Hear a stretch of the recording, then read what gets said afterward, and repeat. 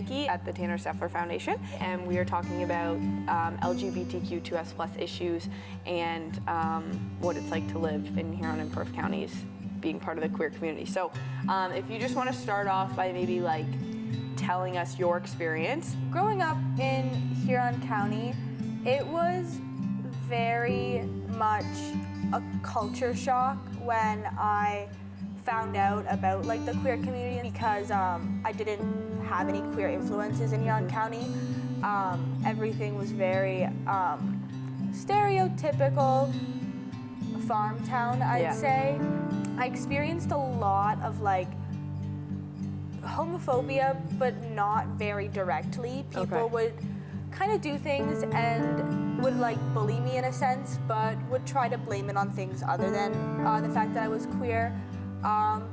Just like little things from marks across the classroom, stuff like that, to it got really bad at one point. I had to do my last half of senior year online because I couldn't step foot in my school anymore. I got to the point where there was people pushing me downstairs. There was people throwing stuff out of cars at me when I was walking down the street. I would get verbally harassed on the daily. I couldn't, the school had new gender-neutral bathrooms put in, and a person couldn't go in there, or else you would open the door to at least 7 boys on the outside making fun of you. The teachers and stuff like that at schools and all that always tried to be there the best they could, but they didn't have much expertise or much experience in the field, so you could tell they were kind of scared to overstep their boundaries or like say something that wasn't right. There was a few really good ones. My school had a really welcoming GSA club that was really amazing, and I ended up finding my own community, which was nice, and it was really nice once I had kind of it was like a chosen family or a security blanket in a sense. I'd say for the longest time, like growing up, I always knew very early on. So it was never anything that I was I was uncomfortable for a long time, but it wasn't anything that I really worried about too much. I kind of just let it be. Yeah. In general, most people, friends, most of my family, everybody kind of knew that something was different. Yeah. I identify as a lesbian cis woman, so my pronouns are she, her. And I'd say I probably knew that I was a lesbian when I was 12 or 13, and I actually didn't end up coming out to anybody for another 2 years. So I just kind of like lived with that for a while, thought I'll deal with that later. And when I first came out to my very best friend of many years, she was like super supportive, and she really gave me the confidence to start coming out to other people. Awesome. And there were tears, for the first time at least. I thought that like, cause she was a girl, I was always scared that I would be seen as like predatory, kind of, or usually girls are like, well, that's fine as long as you don't have a crush on me or anything. Right. And that kind of hurts. Yeah. But pretty much everyone I've come out to so far has been fairly supportive. I came out to my parents, then again at 14, during therapy actually. In my therapist's office. I didn't tell her what I had planned, and I just kind of sat there and cried for like half the session before I actually got the words out. I identify as gay, and my pronouns are he, him. I remember from a very young age trying very, very hard to fit in as like a true country boy. You know, like you said, the stigma, you know, like a farm kid is like tough and like Cowboy outside, boots. and, you know, cowboy boots, cowboy hat, plaid, you know, all that. And in reality though, like on the inside, I was like, I just want to be inside and fit like a Yes. But yeah, it was a lot of trying to fit in, and it was a lot of realizing like, oh, this isn't for me. Can you talk about your journey with kind of learning who you were? I've learned a lot of myself through the journey, and it's been a lot of trial and error. I think a lot of people don't realize that as they're going through life, especially with the queer experience, a lot of people look for like an end goal or like an end being that you are. For example, like eventually finding out that you are this person. Right. And I think it's okay to know that that's allowed to change. Like finding out that I was gender fluid, it took me a lot to get there. And for a while I thought I was just non-binary. For a while I thought I was a cis woman for the longest time. And same thing goes for like sexuality and stuff, is it takes time to try things, figure out who you are. And I think a lot of people try to rush immediately into labeling who they are. And a lot of my queer friends and people that I look up to even talk about it, the fact that once you figure out who you are, you're not really that person because of the knowledge of that journey, you figured out you're actually somebody else. So I've heard so many stories about people who went through journeys thinking that they were this person, and that journey helped them to realize who they actually were. I think a lot of people need to be more open-minded to the fact that it's okay if you used to think you were bisexual and now you're not. Yeah. It's okay if you just want to try out a label. It's okay if you want to just figure things out, and that there's not really a limit on how long that takes. Like, you can take your whole life figuring it out, and that's completely okay. I don't know, the whole point of like adolescence and like living your life is figuring out who you are. I was lucky to have a family that was very supportive of Amazing. myself and anything that I wanted to Yeah. do. So from a very young age, I felt comfortable there. But even until, I don't think it was until 2 years after high school that I ever really started identifying openly as a gay male. Yep.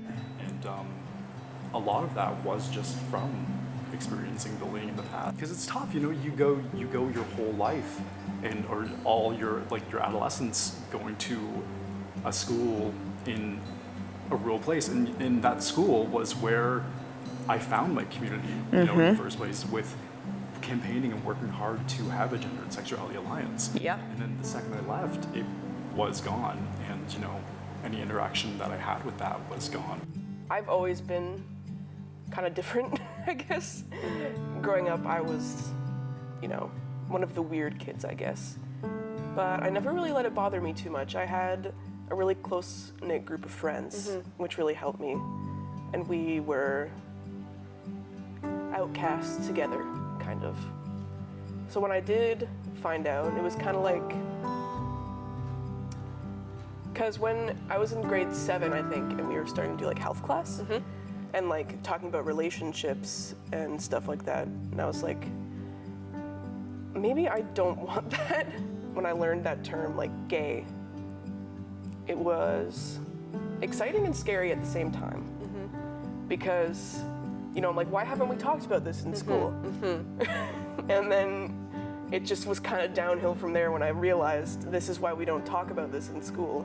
I knew for sure by like the end of grade 8. Okay. Going into grade 9, going into high school, I definitely knew for sure. But like I can remember having like crushes on boys in like grade 1. Okay. So like I always knew. Yep. But then in terms of coming out, I didn't come out until grade 12. Can you talk a little bit about how you came out to your family, to anybody? Even though I knew it was going to be a big moment for me, I was more concerned about how others were going to handle it. Interesting. So to tell friends and stuff like that, I would just like tell them it wasn't that big of a deal. But for my parents, I decided to, and I know it's been done before, but I decided just to write them a letter. And the idea behind it was that I wanted my parents to be able to have the opportunity to have their own genuine reactions in the moment and be able to process and just like connect even with each other to be able to share how they were feeling.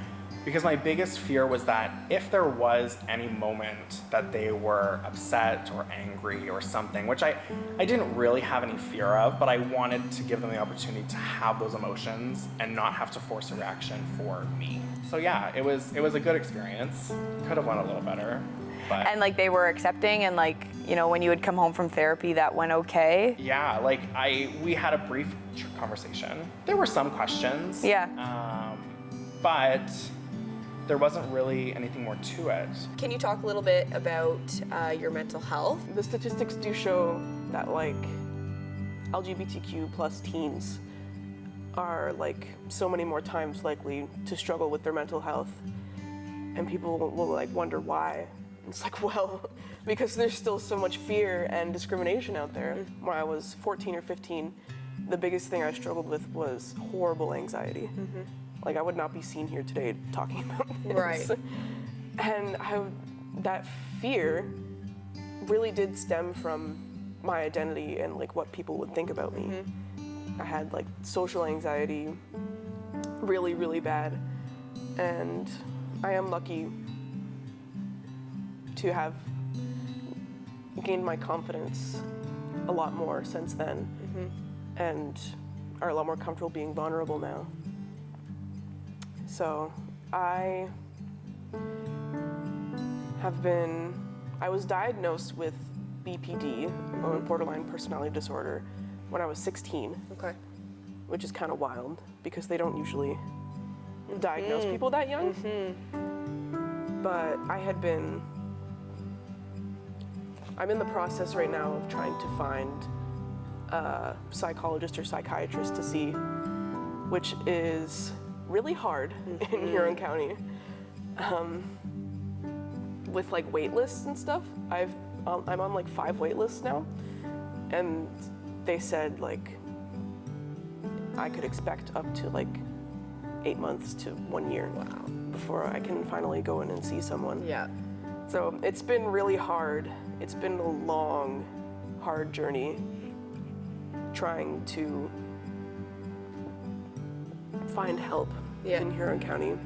And I've learned really that you have to be a self-advocate for yourself to get in there and find doctors and therapists and social workers and people that will help, because there is people out there who will help.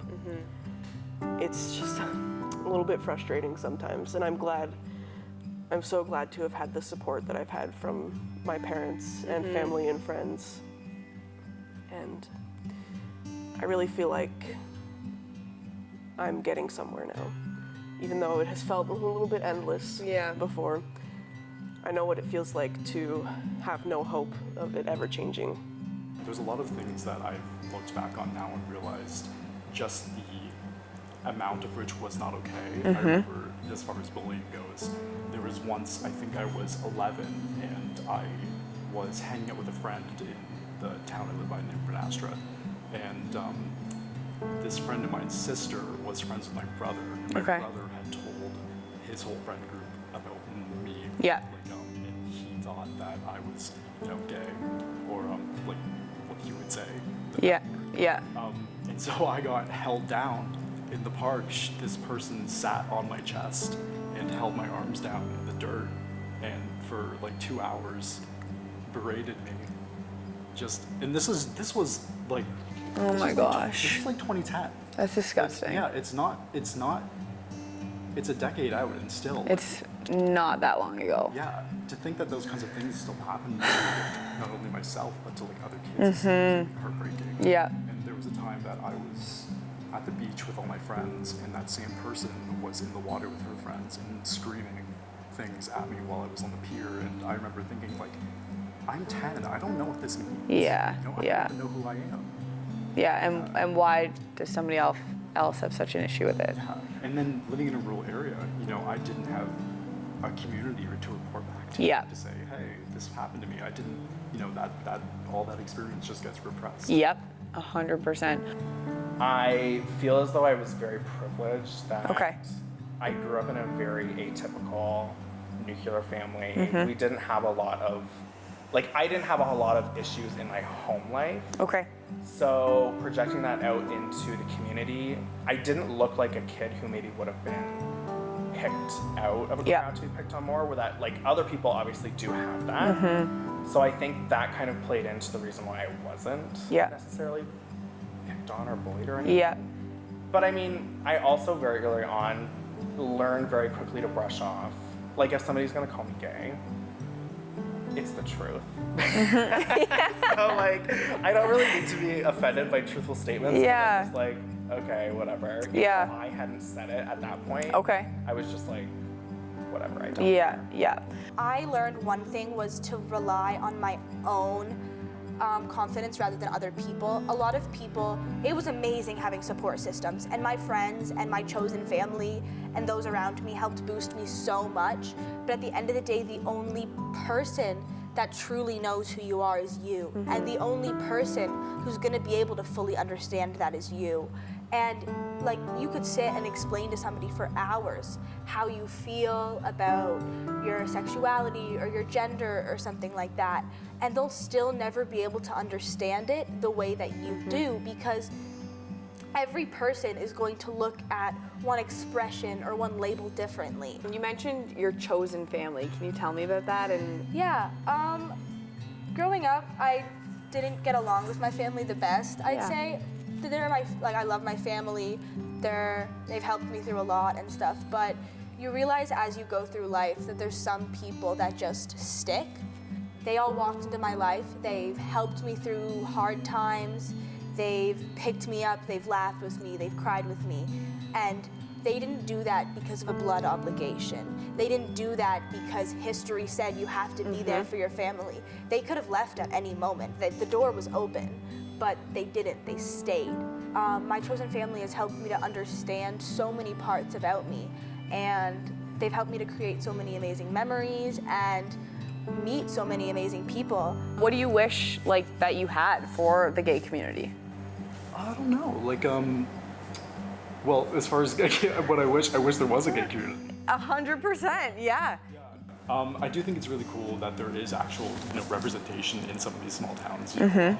Just in Clinton here, there's the Rainbow Little Tunnel, which is cool. Yeah. Little representations Yep. like that, which are great to see, but still,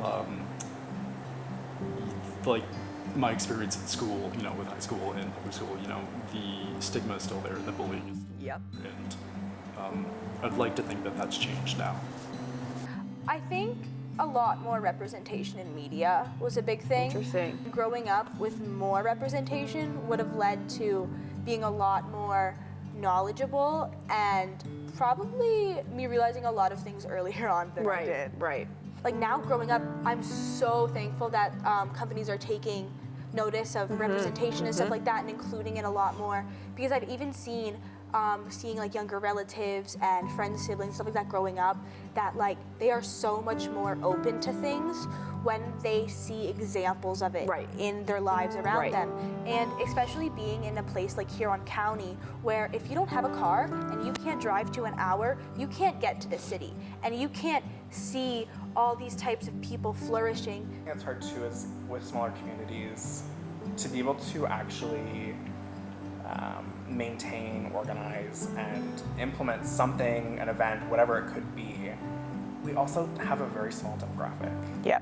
Even just in terms of people in general, the amount of times that things have been implemented or they've tried to start, they just can't maintain them because we don't have the community to be able to do it. Yeah. So I don't expect much. Being part of the LGBT community in Huron County, there wasn't really anything. I definitely wish there was more education. I wish it was talked about a lot more growing up. Even today, it's so taboo. And especially where I live, Zurich, very Mennonite town. Right. Yep. And the only elementary school there now is a Catholic elementary school. Yep.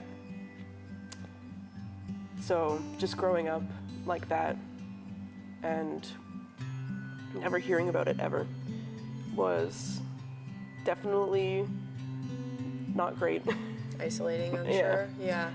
And it took me a lot longer to find out what I was feeling and who I was. Yeah. It was isolating like that. I felt like I couldn't tell anybody. Yeah. And I felt wrong. Like I was some alien amongst my peers. Yeah. And there was no one else like me. Do you have any advice, for somebody who is part of the gay community, LGBTQ2S+ in Huron or Perth? The journey never ends, and you are constantly evolving as a person. You're constantly learning new things. The world is learning new things. New information is coming to us like crazy with things like social media and the internet. And people just It's okay to take a second and not know something for a second. It's okay to be a little bit lost in who you are for a bit and take some time to figure that out. Because time is your friend in this case. You don't have to have everything figured out. You don't have to know exactly who you are. You can just be you, and like, you don't have to identify as any labeled thing. You can just love who you love. You can be who you be. The people who respect that will respect that, and it'll really show. Well, if they are watching this, then I hope they know that there are people out there that love them and support them and are just like them. They're not alone at all. It's crazy the people that you'll find and connect with, because even now at 18, I have several peers that are just like me, and I have that support system, and it is scary at first. It took a while, it takes a while, but you will find your people. Don't go too fast. Growing up and identifying as who you are, take time to really understand what it is that defines who you are, you know? When you leave a place like Huron County, when you have no community and you go to a big city like Toronto and suddenly the whole world is there and open and accepting, you know, it's overwhelming. And you still really have to understand what it is that makes you who you are and hold on to that. Be safe. Yeah. Yes, you know, like it's something that I see a lot with the LGBT community is you really jump into this world of like trying to enjoy the adolescence that you didn't have when you were younger. You know, be kind to yourself. Yeah. Yeah. Oh, that's such a good one to end on. It's hard. It's a hard thing to do. It's a courageous act just growing up in a place like this.